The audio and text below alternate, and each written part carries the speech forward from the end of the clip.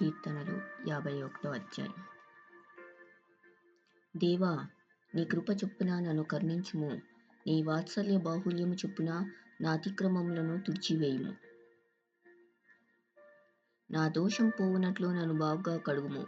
నా పాపం పోవునట్లు నన్ను పవిత్రపరచుము. నా అతిక్రమములు నాకు తెలిసేయున్నవి. నా పాపమెల్లప్పుడు నా ఎదుటనున్నది. నీకే విరోధముగా నేను పాపం చేసి ఉన్నాను.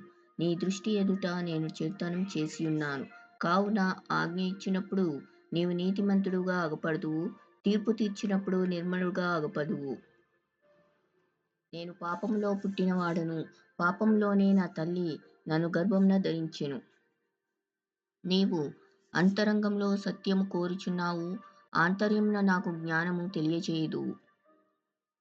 నేను పవిత్రుడగునట్లు హిసోపుతో నా పాపం పరిహరింపుము. హిమం కంటేనూ నేను తెల్లగా నుండునట్లు నీవు నన్ను కడుగుము. ఉత్సాహ సంతోషములు నాకు వినిపింపుము. అప్పుడు నీవు విరిచిన ఎముకలు హర్షించును. నా పాపములకు విముఖుడవు కమ్ము. నా దోషములన్నింటినీ తుడిచివేయుము. దేవా, నా యందు శుద్ధ హృదయం కలుగజేయుము. నా అంతరంగంలో స్థిరమైన మనస్సును నూతనముగా పుట్టించుము.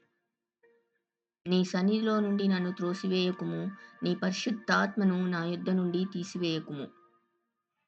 నీ రక్షణానందము నాకు మళ్ళా పుట్టించుము. సమ్మతి గల మనసు కలుగజేసి నన్ను దృఢపరచుము. అప్పుడు అతిక్రమము చేయువారికి నీ త్రోవలను బోధించెదను. పాపులను నీ తట్టు తిరుగుదురు.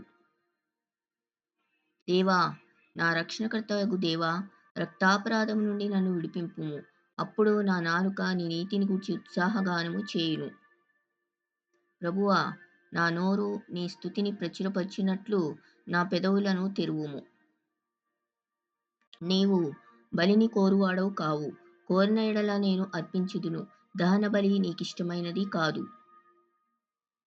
విరిగిన మనస్సే దేవునికిష్టమైన బలులు. దేవా, విరిగి నలిగిన హృదయంను నీవు అలక్ష్యము చేయవు.